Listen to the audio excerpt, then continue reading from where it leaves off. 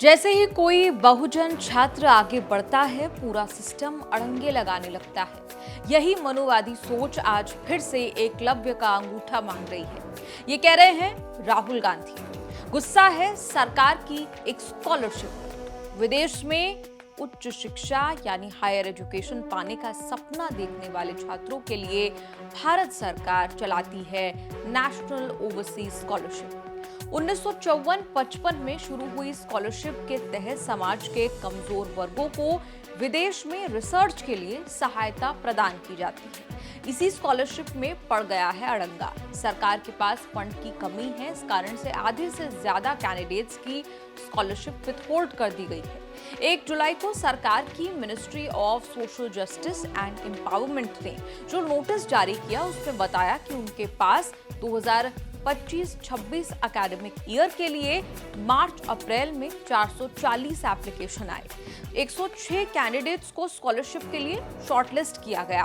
अब बात यहां बिगड़ी जब सरकार ने कहा कि हम इन 106 में से केवल 40 को प्रोविजनल स्कॉलरशिप अवार्ड दे रहे हैं। बाकी बचे 66 कैंडिडेट्स का फिलहाल अता पता नहीं।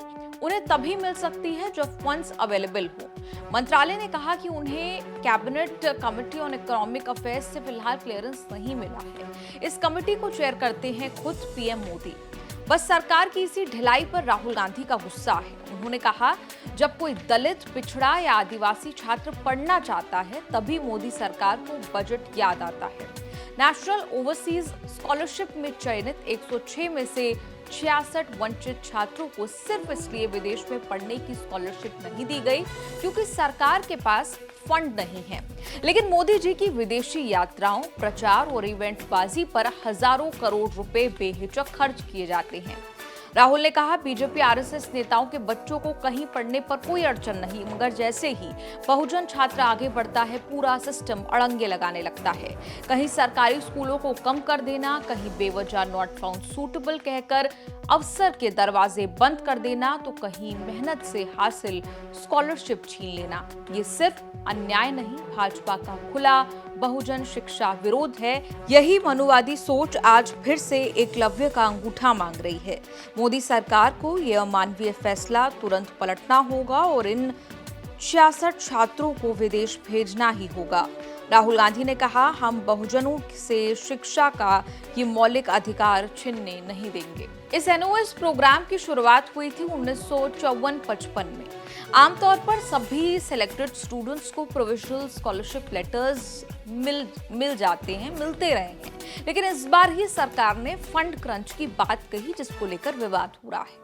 बता दें कि ये स्कॉलरशिप मास्टर्स डिग्री और पीएचडी जैसे उच्च शिक्षा के पाठ्यक्रमों के लिए दी जाती है, ताकि ये छात्र दुनिया के शीर्ष विश्वविद्यालय, टॉप यूनिवर्सिटीज में रिसर्च करे, अध्ययन करे।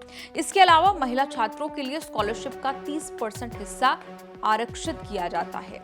ये स्कॉलरशिप मुख्य रूप से शेड्यूल्ड कास्ट्स, डिनोटिफाइड नोमैडिक और सेमी नोमैडिक ट्राइब्स और लैंडलेस एग्रीकल्चरल लेबरर्स के लिए है।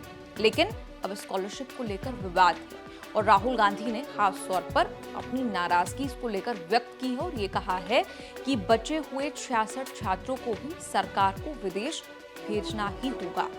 आपका इस रिपोर्ट पर क्या कुछ कहना है? आप कमेंट्स में लिखकर अपनी राय जरूर दें।